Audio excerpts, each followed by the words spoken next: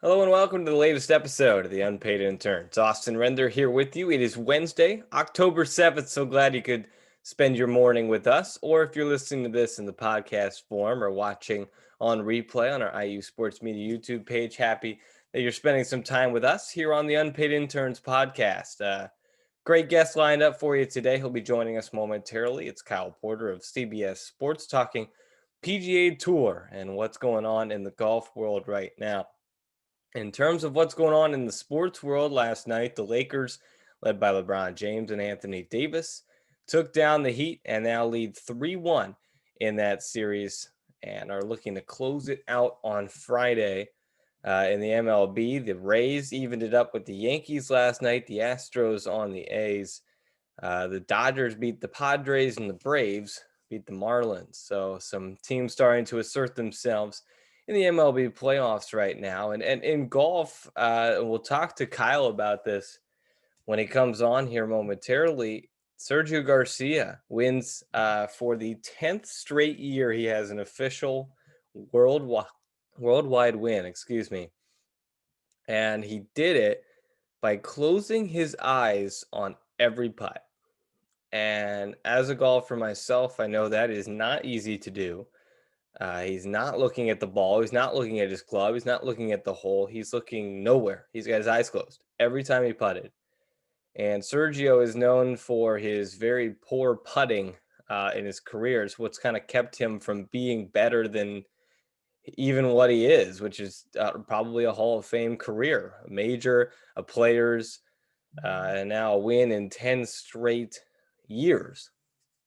But the putting has always held him back, and he ends up winning the Sanderson Farms by closing his eyes, having one of his best putting weeks of his career. And if good, the ball striking was fantastic as well. Last hole, he hit it to about 2 feet, started walking after it as soon as he hit it. So was it the putting? Absolutely. Was the ball striking there too? Yes. But it was interesting to see, and I want to ask Kyle what he thinks about that strategy from an all-time great, trying something different with the putting, which is something that it tends to happen. In NFL news, it's not good.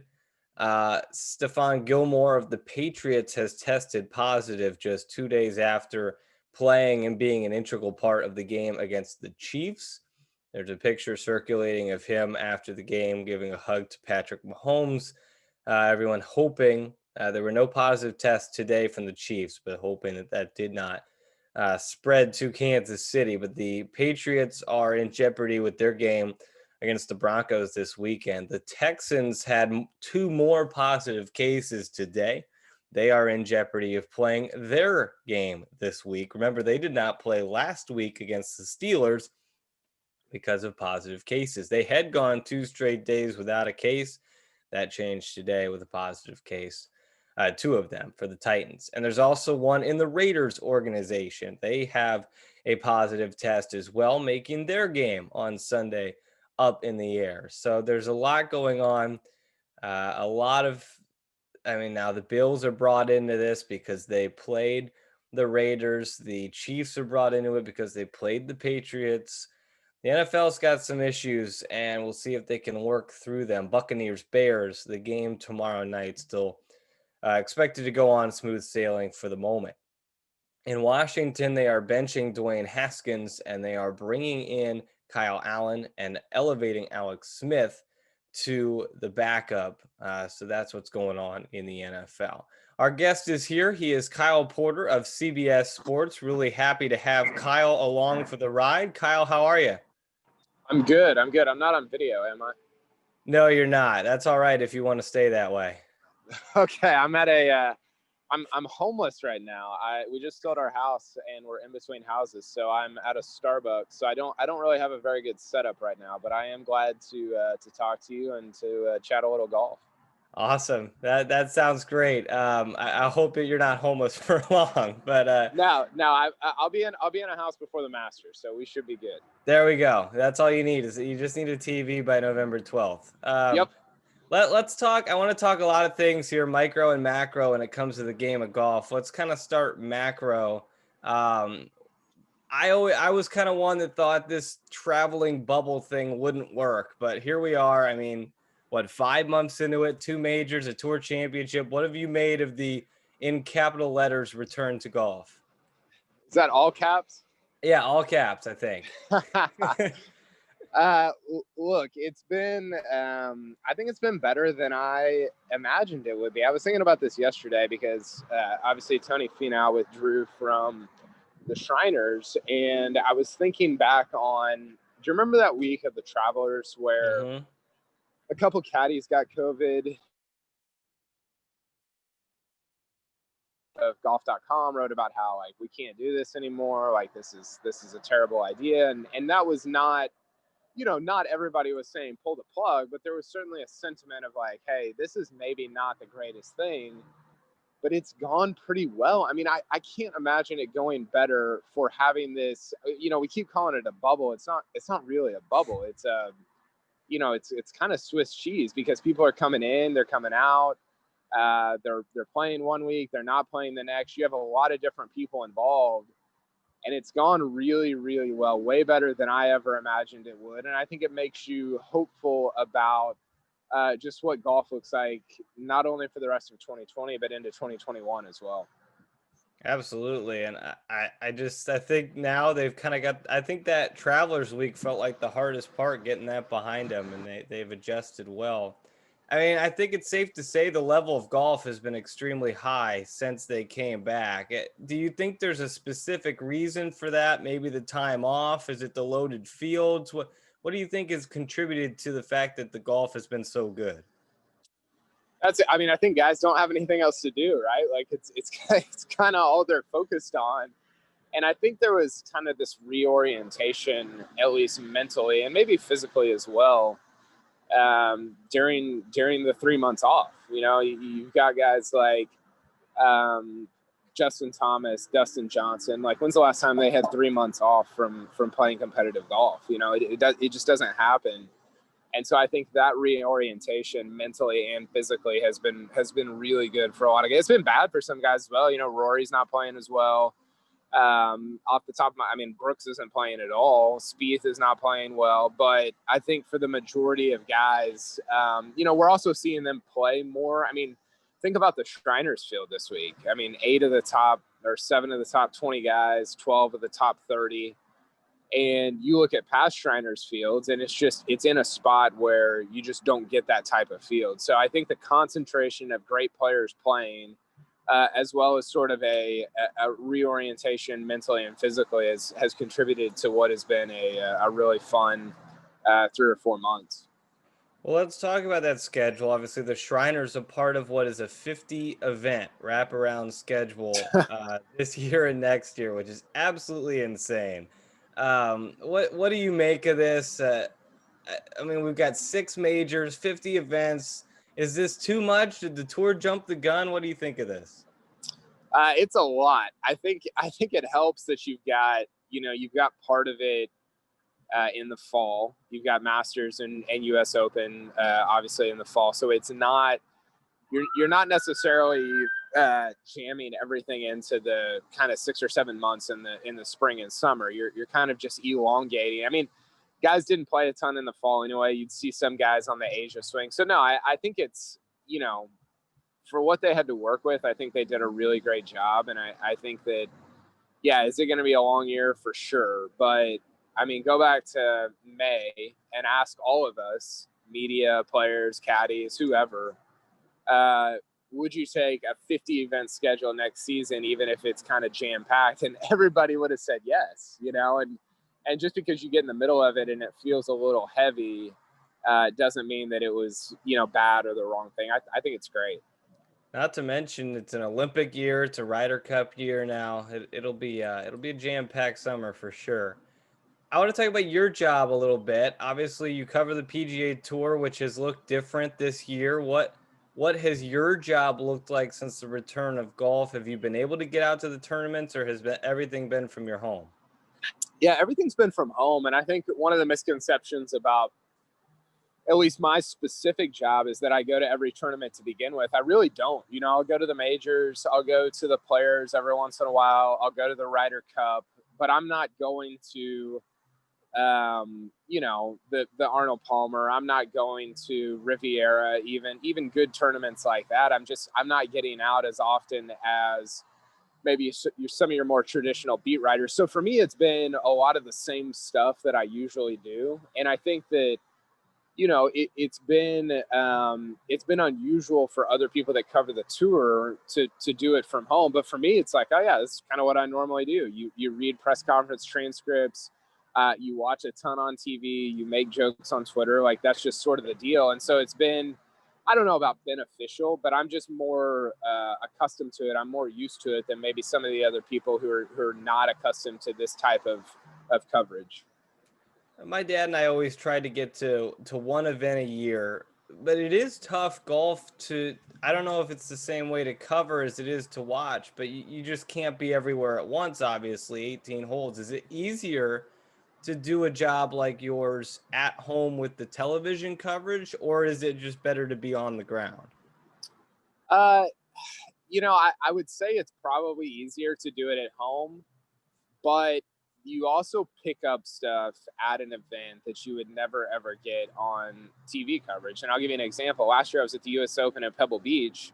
I was with Brooks Koepka and Ches Reavie in their final round, and I picked up this thing. They were comparing tobacco brands that they were using on like the 11th tee box, and you're like, this is wild. Brooks Koepka is trying to win 3 straight U.S. Opens, and he's talking about what tobacco he uses with his playing partner on the back nine at a major championship. And so you get nuggets like that you would never get on TV at home because that's just not something that would be shown. So, the hard part is you go to a major and you're following, well, for example, Koepka and Ches Reavie down the entire back, for the entire day. I saw 3 Gary Woodland shots. So how do I write that story if I didn't see him play at all? That's the part that it becomes a little bit tricky. So I would definitely say it's easier from home, but I think you get better stuff whenever you're there. That's fair. Yeah, that makes sense. Obviously, it's kind of a guessing game on who you choose to follow and hoping they end up being the winner. What was your job like there from the players until the restart at Colonial? How did you try to kind of keep content going and kind of keep the following up on social media without any golf actually happening? A lot of top 10 lists, lot of top 10 lists, a lot of looking back at old tournaments. I think we rewatched some old like major rounds and major finales and stuff like that. It was, some of it kind of forced you into being more creative because you didn't have a Shriners to preview. You didn't have a Sanderson to preview. So you had to be a little bit creative with the way that you thought and wrote. And I appreciate that because I don't want to get complacent in the way that I think about things and the way that I write about things. So yeah, by the end of it, I was tired of top 10 lists, but it was fun to kind of think a little bit differently than you normally would during a regular April and May of a normal year. What you've covered a lot of events, a lot of majors. What tournaments stand out to you that you were able to be a part of, you were able to be on the grounds for that some of the remarkable events? I'm sure 2019 Masters is up there, but what are some of those tournaments? Yeah, it's a great. All the Masters have been sweet. The first two that popped in my head were the 2016 U.S. Open at Oakmont, the DJ penalty, that whole bonanza, and just watching what he did coming home at. I mean, the way he played 18, I think he made a 3 there on Mm-hmm. Sunday to win Yep. it, even though nobody knew what the score was. That was pretty special, and you kind of knew it was special like in the moment. That doesn't happen a ton, even at majors. You're kind of watching stuff. You're like, I don't know what's gonna. But there are times where you can feel something special actually like unfolding in front of you, and that's pretty awesome. And the other one actually is the 2016 Masters. Spieth's up 4, going to 10. I think he's up 4. Might have been up 5, and he loses by what, 3? And it was so cataclysmic for him just to watch it happen, and it was very surreal to be there.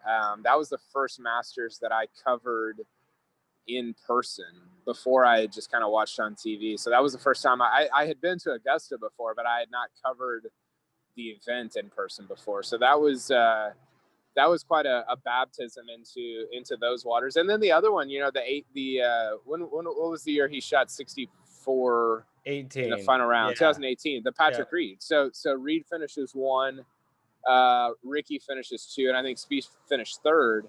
And we're on 16. I was there. I know you've had Brendan Porath on, Hmm. Kevin Van Valkenburg. We were all on 16 watching Spieth try to make a two there, and he makes a putt, and we are just freaking out because you're like, is he going to shoot a 62 to win the Masters? I mean, it really felt like that was in play at that point. He bogeys. I think he bogeyed. I think he parred 18. 17, bogeyed He hit the 18. tree on 18. Yeah. Yeah, to shoot 64. But at that, like in that moment, you thought he's going to birdie one of the last two to shoot a 62 to win the freaking Masters for the second time. So all of those, and there's a ton more, but those are kind of the ones that stick out to me.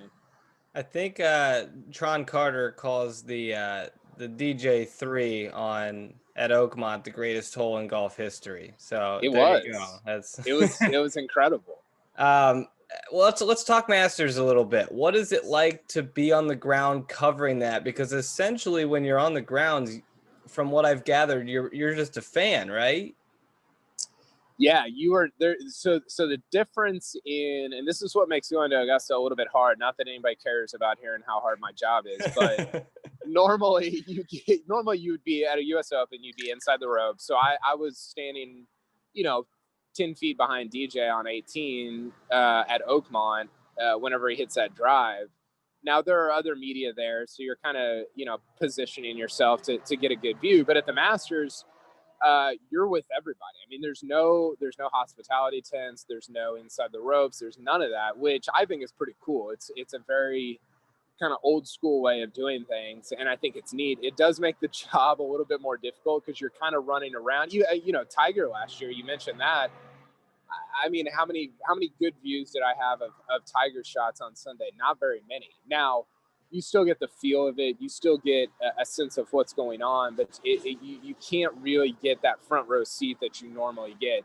So, for example, on when he almost aces 16 on Sunday last year, me and Porath are standing like halfway up the 15 fairway because that's the best spot to view it from because there's no way to get close on 16. So that part of it of covering Augusta is a little bit. I wouldn't trade it because I think it's pretty neat, but it certainly makes it a little more challenging than going to a PGA Championship or a U.S. Open.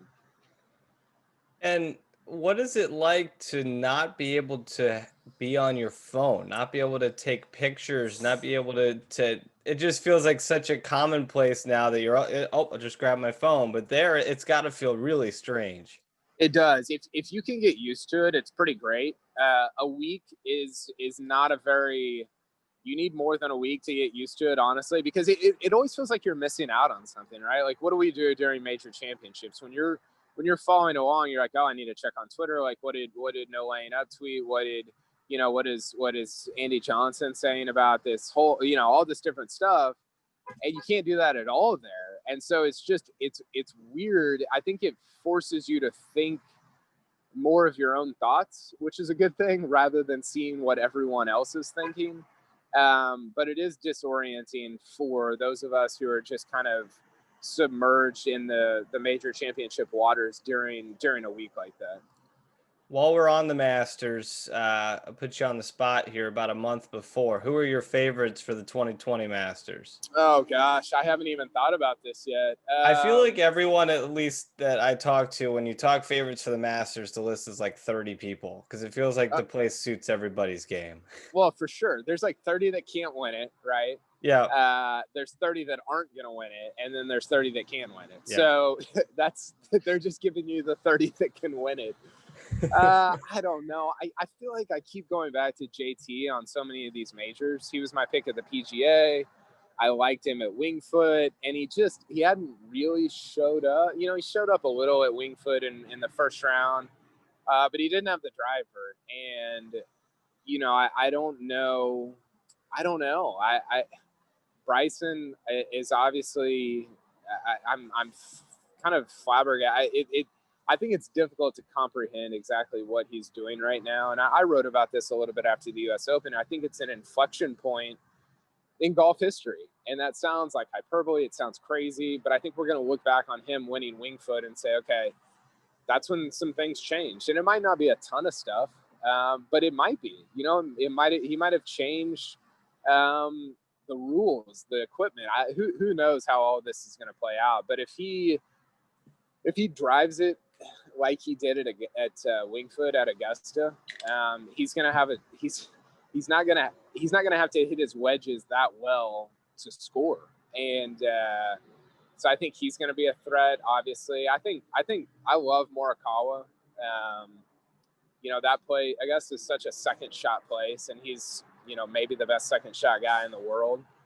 So I don't know. I'll have to think a little bit more deeply to give you like a real solid, this is my pick. But those are some names that kind of come to mind when you ask the question. Nope, that's good. All I wanted was a couple of directions to go. Let's focus a little bit on Bryson.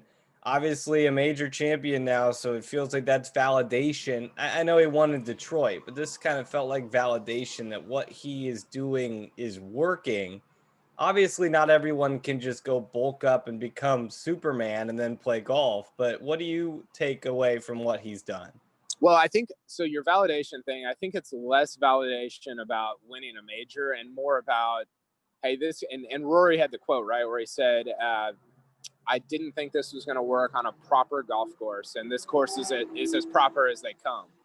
And so you're kind of looking at it and saying, okay, forget that it was a major. If this works at Winged Foot, where the USGA is trying to create and did create major championship like conditions, then what do we like? Where do we go from here? What is he going to do to Augusta? What is he going to drive three? Is he going to hit it on the 14 fairway from the 13 tee box? Is he going to try to drive it down to the bottom of the hill on 10? Like I don't. I it's pretty crazy, and I think that his attitude of like, hey, I'm not stopping here. I'm gonna keep going. I'm gonna try to drive at 380. I'm gonna try to drive at 400. Obviously, 100 people have made this point. It doesn't work unless your wedges are good and your putting's good, but it doesn't have to be that good because of how far he's hitting it. So I'm astonished by it. I didn't think it would work at Winged Foot.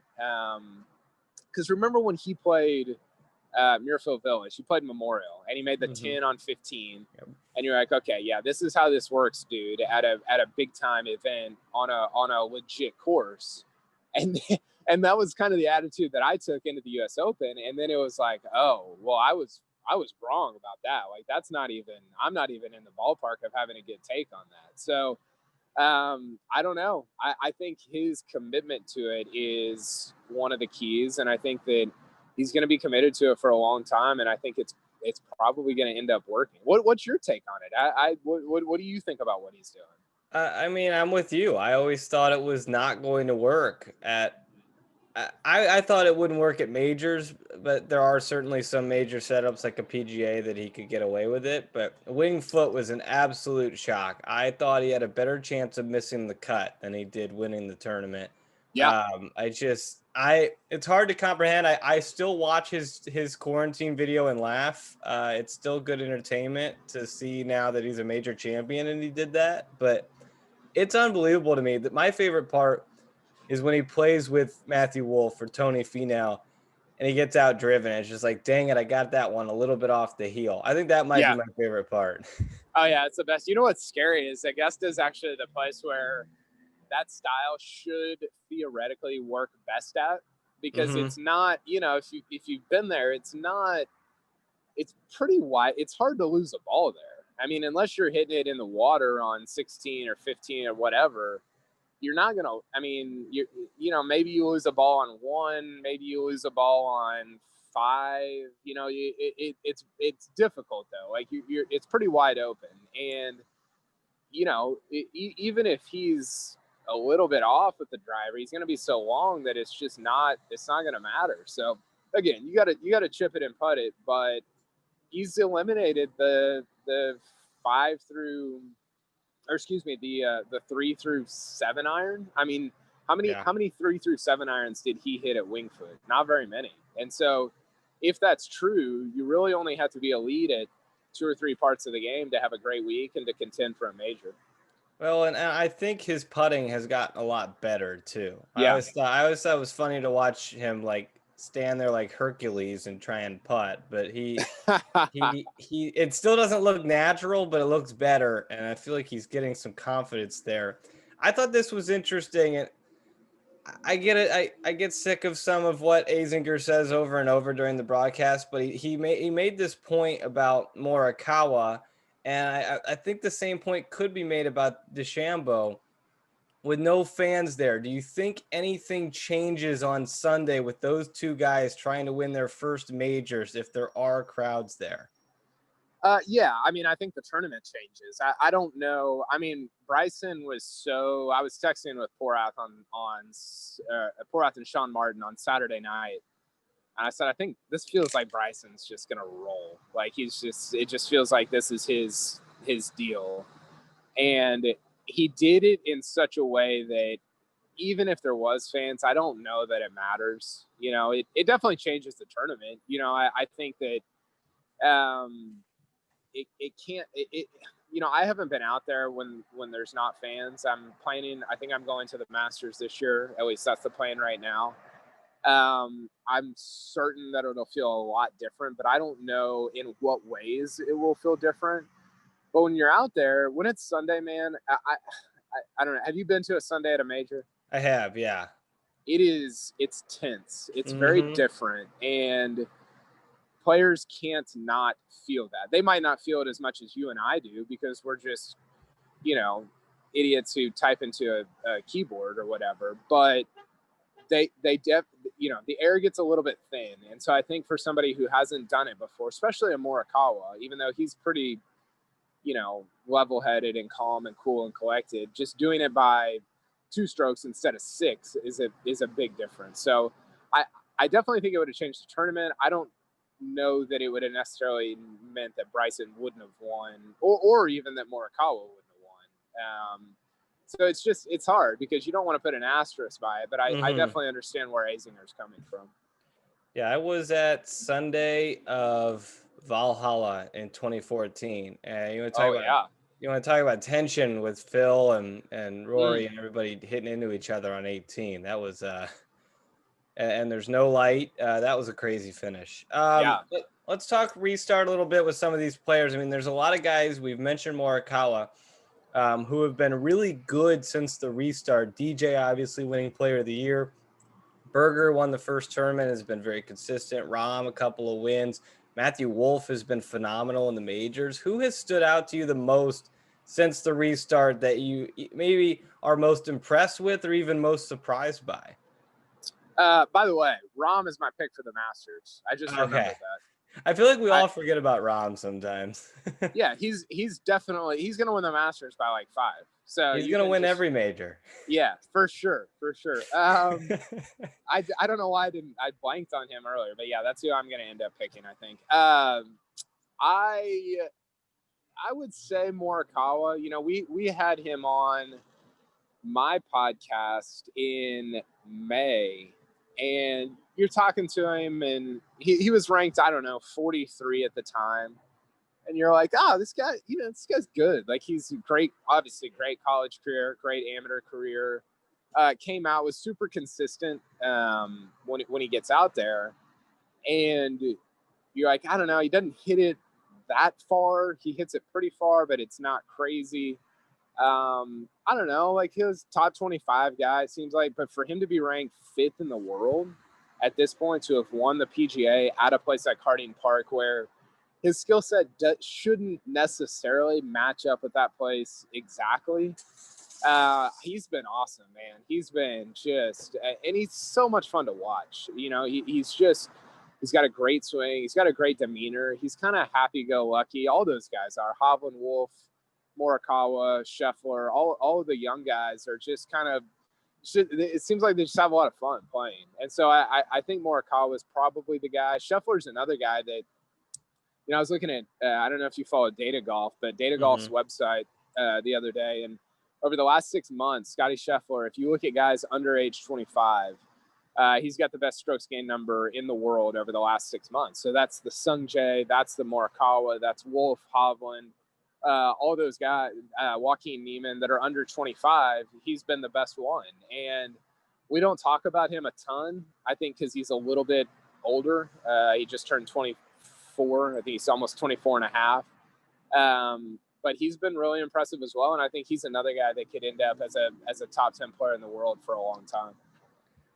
So let me hone in on Rom. You like Rom for the Masters. I think a lot of us do. What makes Rom, like, what has allowed him? I mean, he won on two of the toughest courses that they played on the restart. What makes his game work everywhere? Well, so there's three guys that don't have any holes, and it's Rom, it is Justin Thomas, and it's Xander Schauffele. So if you look at those guys' numbers, Justin Thomas struggled with his putter this year, but normally those guys are top 25 in strokes gain off the tee, strokes gain on approach, strokes gain around the greens, and strokes gain putting. And so when you're top 25 in all those categories, you might not, I wouldn't say, Rom's a really good driver. I don't know that any of those guys are the best in the world at anything, but they're top 25 in the world at everything. And when that's the case, you're just going to be really good everywhere you go. The thing that's crazy about Rom, and you saw this at Muirfield Village, is he's really long, obviously, but his touch around the greens is insane. I mean, to have the hands that he has with the strength that he has is very unusual. You don't often get that with a player that's that strong and that long off the tee. So I think that's the thing that probably impresses me the most with him when it comes to some of these big time events. You mentioned Xander. That's a guy I think I pick him for every major. At some point, he's gonna win one. But I picked him for Winged Foot. I was disappointed, but DJ, is he the only guy that could shoot a bunch of 80s after a win, then go on this crazy tear again? Like it just feels like he's the golfer that, yeah, I'm gonna win and then shoot an 80 and then win a couple more times. Yeah, for sure. I mean, if you would have said in May when you and I are just sitting here just doing nothing, making top 10 lists, like make a top 10 list of the guys who are most likely to shoot 80 and then win 3 times or twice or whatever. After DJ a would, win. yeah, Don't yeah, forget yeah. he won right before the 80 too. Yes. To sandwich 80s with wins and the Tour Championship, DJ would have definitely been first on that list. I don't even know who would have been on it. Maybe one other than DJ. Yeah, so he's for sure the only guy that. And look, like I think it's easy to make fun of DJ and some of the interviews and stuff he says and stuff he does, and him and Austin. If you're building a guy that is like going to be the prototypical PGA Tour player, you could do a lot worse mentally. I mean, he has no he so easily forgets things because that's just kind of who he is, and that is like the most beneficial thing because you go out the next week, the next day, whatever, and you're not thinking about the 75 you just shot. You're not thinking about how you tripled the last and you should have shot 68. And I just think he takes a lot of flack for it, and most of it's funny and in good fun, but it's also like the best asset that he has is his ability or his inability to remember things, his ability to just forget and move on and go to the next thing. Now, I think this is interesting because I had it on my sheet here of questions, but it's fallen so far down the list. I think it might say something about where the game of golf is. We haven't talked about Tiger yet, and we're half an hour into this.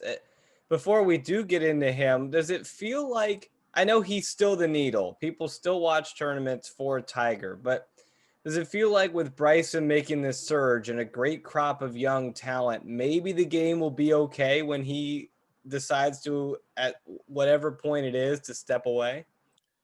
Yeah, so there's a couple different things going on here. One, you hit on it. Bryson's the biggest story right now. I mean, he's the biggest narrative in golf. What he's going to do at Augusta is the story in golf.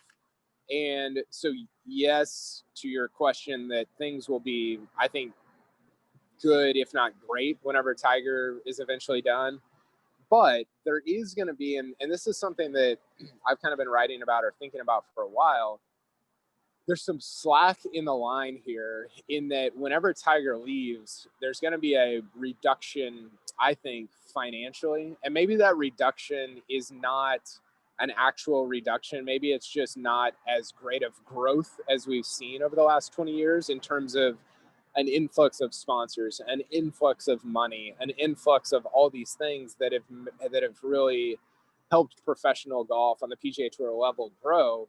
You're going to see that reduce because of the fact. I mean, look, like I tell my friends, I have two jobs. I cover the PGA Tour and I cover Tiger. And that's true of everybody. And the reason for that is because there's so much interest from the common sports person, from the common even golf fan.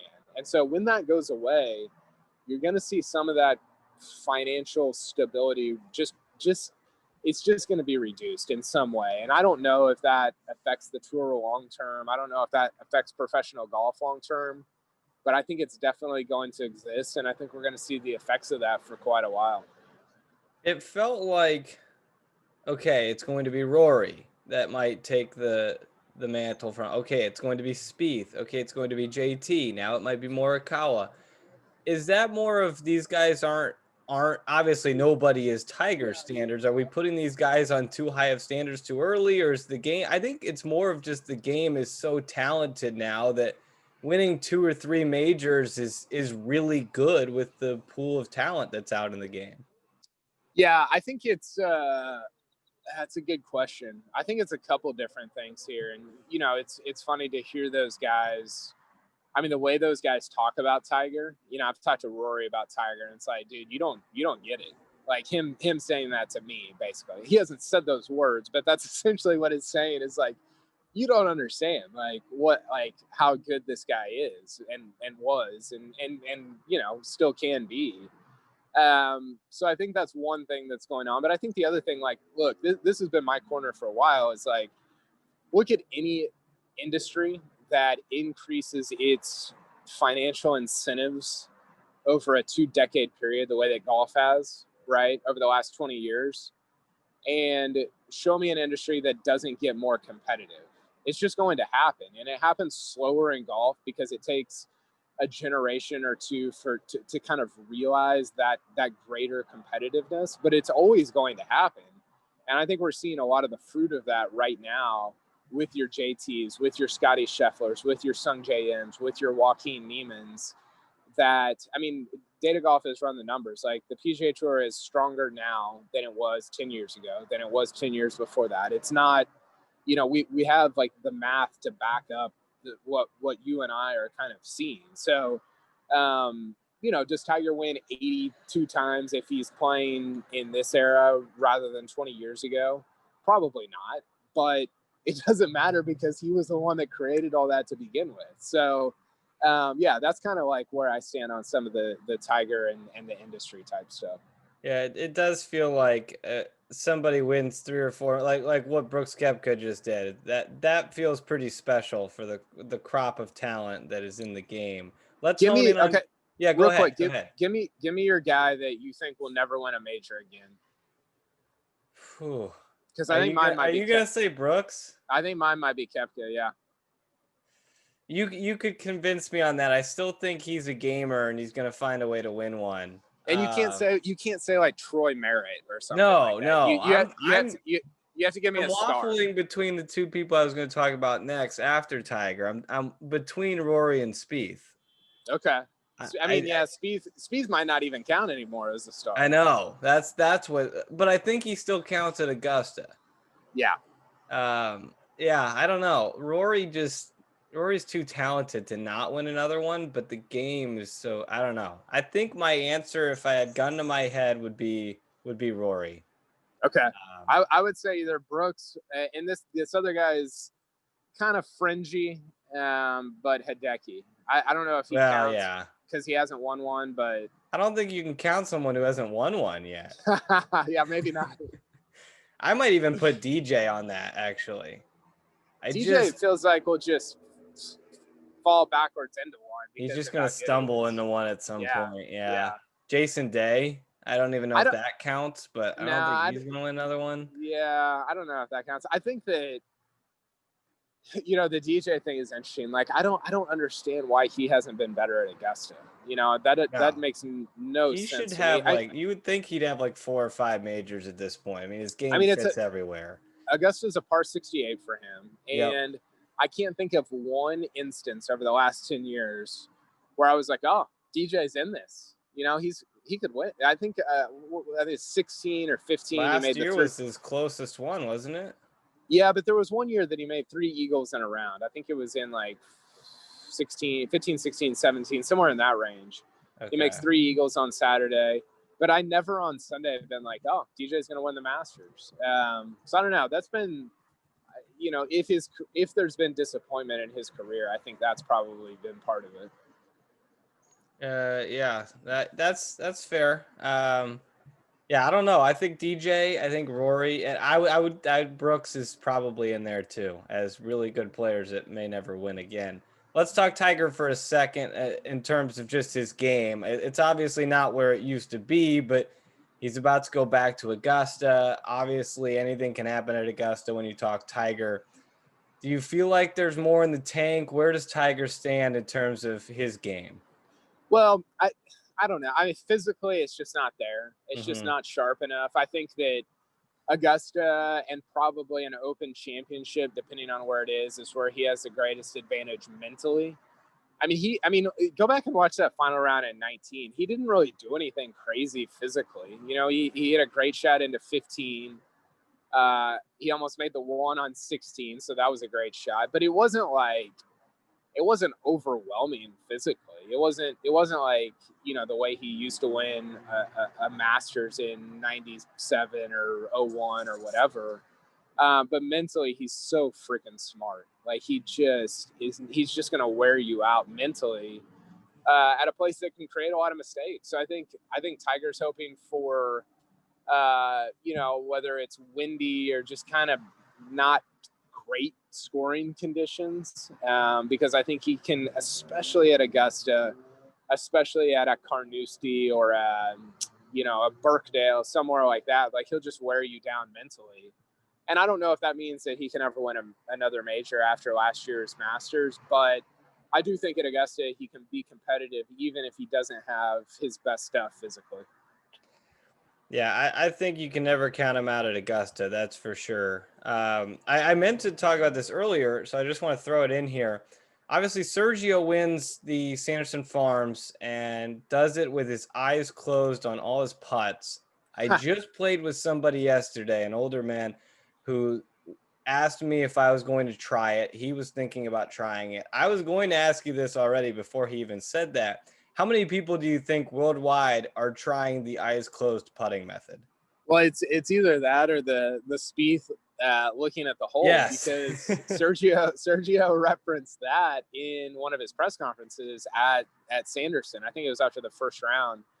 He said, it's not that different than Jordan just looking at the hole whenever he puts. So I don't know. I mean, sometimes I think those guys just like talk themselves into like the science behind something because they're just trying to do something different than they were doing the week before to get themselves going. But hey, it's working for him. So yeah, maybe I should try it. I'm not shooting any 65s in No. the on Sunday anywhere. So maybe I should give it a go. What do you make of Sergio? I mean, that feels like a career that is, I don't want to say it's underrated, but I didn't even realize when they put out the stat that he had won in 10 straight years worldwide. Like I kind of felt like, I don't want to say he's been irrelevant, but he hasn't been a factor the past couple of years and he's still winning. What do you make of Sergio's career? I think it's been underrated. I think that's an okay word to use. I mean, look, there's two different ways to look at careers. You can look at it like Brooks Koepka, where all you're winning is kind of in this acute 2-year period, and you win a ton. That was kind of the Jason Day model, right? Mhm. And that's impressive. I mean, to win 4 majors if you're Koepka, to win 8 times in 2 years if you're Jason Day. But man, to be in the top 50 in the world for 2 straight decades. I mean, I was looking back. Sergio entered the top 50 in '99 after Medina, or around maybe right before Medina at the PGA. and he only exited the top 50 for 1 year. And I think it was 09, 2010. And then the week before Sanderson, or the week going into Sanderson, he was 51 in the world. So those are the only two times over the last 20 years that he's been out of the top 50 in the world. And that's astonishing. I mean, that's kind of the Phil thing of like in the top 50 for 25 straight years. That's a joke, like to be that good. And a lot of that time for both those guys is in the top 20 or top 15 or top 10. So to be that good at your craft for that long, I think is it's different than appreciating a Koepka run. But to me, it's more impressive because I think to be that good for that long is just, I don't know. I'm more in awe of that than a more acute run like we've seen in recent years. Absolutely. I know I've kept you long here, so I want to just get to Rory and Spieth before I know I'm keeping you hostage at Starbucks here for a little while. Um, Rory, no major wins in the last 6 years. It feels kind of crazy to say that out loud. I mean, is it simply what we were talking about, that the talent pool is deeper, or is there a bigger issue that you see with Rory? Well, he had this really interesting quote at the PGA Championship this year where, he finished, I don't know what he finished, T28 or T33 or whatever. And he said afterwards, like, people were asking him about, what's the deal? Like, same old questions. And he said, I don't know, maybe I'm just not as good as I used. Maybe I'm just not as good as I was when I was younger, or some quote like that. Mm-hmm. And you're like, man, that is just, I don't know what to do with that, because statistically, he is as good as he was when he was younger, right? Like if you look at his strokes gain numbers, he had his best strokes gain number ever last season. So statistically, that's not true. But maybe mentally it is. I don't know. I don't think that, there's nothing like, people point to the putting. His putting's fine.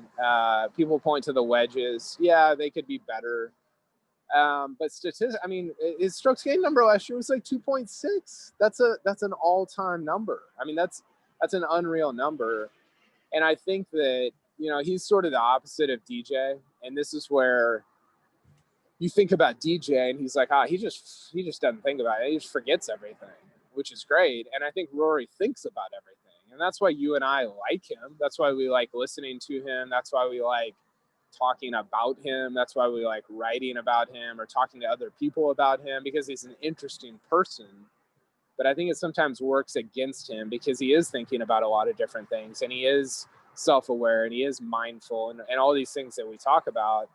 And that can just, I don't know, I think some of that stuff can build up over time and kind of work against you a little bit in major championship type settings. Does that make sense? Yeah. And did you know he's a father too? He's a new I father.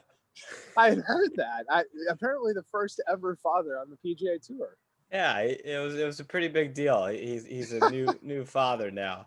And the other guy I mentioned in that might not win another major category, Jordan Spieth. I mean, and Yeah. like you said, it may not even count. I mean, gosh, some of his quotes, like it doesn't sound like he's anywhere close, even with a long break with COVID, and it just feels like it's been 2 years of this now. Where does he need to make a bigger change than something in his swing? Does it need to? I'm not saying there's anything wrong with Cameron McCormick, but does it need to be a change like that? Well, I think what's interesting about Spieth is that he's the guy that 4 years ago I would have said, "Oh yeah, his swing is it's kind of furicky, and that it's not pretty, but it just works for him, and Hmm. it's not gonna get like weird and crazy and like chasing distance, all this different stuff." And yet he's the one that it has gone poorly for. And there's a million. I mean, if you listen to him talk about his swing or like read a transcript of him talking about his swing, it is it's a nightmare. I mean, it just like the language and like the roller coaster of verbiage that he uses it's tough. And so I don't know, I have not been the person that's hollering about Cameron McCormick or Michael Greller or any of this stuff about stuff that he needs to do. But at some point, I think you have to look around and say, okay, it's been going on for, I don't know, 2.5 years, almost 3 years. Like what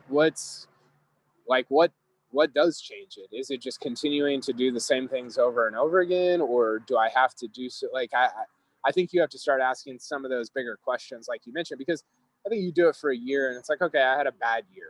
Everybody has bad years, but you Mhm. do it for 2 or 3, and it's like, okay, this is a pattern that's not getting better, and maybe I have to inflict some difficulty or pain, like temporary short-term pain, for the greater good in the long term. I'm not saying that's necessarily going to be the answer, but I think if you're him, you at least have to start thinking about the possibility of it. I always appreciated his openness in terms of his struggles with the media, but some of it is just it's tough to listen to. It's tough to see him on the range 6 hours after his round, it feels like. But hopefully he gets something figured out because I think the game's better when he's better. I don't know Oh if yeah, that's fair to say, but I think he draws people in because he is such an open and candid player. yeah. No, he's super compelling. I mean, if you were to pick, like, if you said, hey, create the most interesting like 5-person leaderboard at the Masters in November, he would be on it for me. It'd be him, it'd be Rory, it would be, I think Rom has really kind of elevated himself to be a super interesting person and not just player.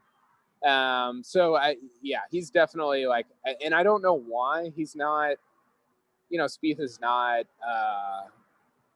he's not unique. He's not from Northern Ireland. He's not from Spain. He wasn't, necessarily like this. I guess he was an All American in college, but it just, there's nothing like crazy unique about him, but he has some intangible thing. And being around Matthew Wolf, he has this thing too. And you're like, I don't understand what this thing is, but I'm compelled by it. I'm drawn to it, and whenever you are good, it's better for me as a person who talks about this stuff, and it's also better for Hmm. the sport. So I think you're totally right about that. I, I think my reason that he's compelling when I first fell in love with him in 2014 is he's a lot like me on the golf course where he hits a bad shot and he talks about it. I mean, Yeah, he it's an instant reaction from him. I know the commentators are always like, "Oh, here's Jordan Spieth doing our job," but like it is nice to hear somebody like hit a bad shot and he instantly reacts, and I feel that a lot. And Matthew Wolf kind of the same way. yeah.